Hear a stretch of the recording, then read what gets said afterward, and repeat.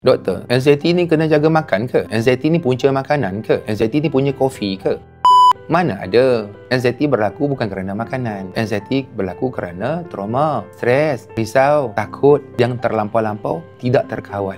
Kita risau yang terlampau-lampau, stres yang tidak terkawal, bimbang dan juga gelisah yang tidak terkawal kerana trauma, tekanan. Maka dia mencetuskan rangsangan dekat otak kita, dekat bahagian subconscious mind, menyebabkan kita jadi gelisah, takut, bimbang, sedih, tak seronok, tak ada mood, rasa down, anxiety, panik dan kemurungan. Bukan kerana makanan. Tetapi orang yang ada anxiety, dia takut makan. Dia bimbang nanti makanan tu menyebabkan dia dapat penyakit angin. Siapa yang cakap kepada dia? Doktor-doktor yang cakap kepada dia. Ramai doktor hari ni tidak dapat membezakan yang mana satu gastrik, yang mana satu GERD, yang mana satu anxiety psikosomatik.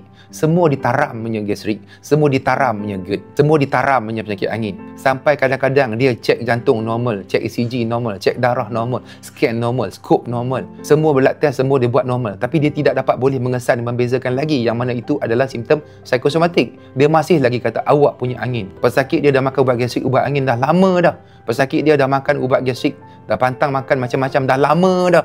Dia tak follow up balik. Dia tak tanya balik ke pesakit dia pantang tu dah sembuh ke? Dia tak tanya ke pesakit dia dah makan ubat gastrik, ubat GERD dan ikut arahan yang dia bagi tu dah sembuh ke? Tak sembuh-sembuh sebenarnya.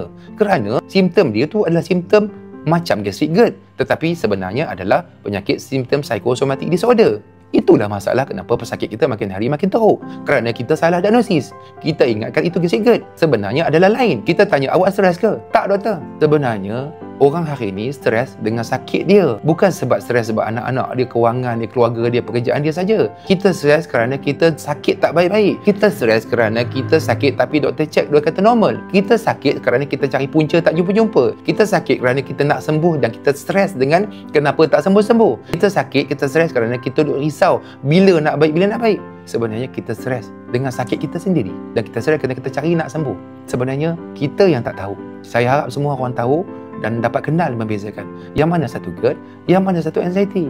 InsyaAllah kalau kita tahu, kita boleh sembuh tanpa ubat. Jom belajar sama-sama. Mesti boleh.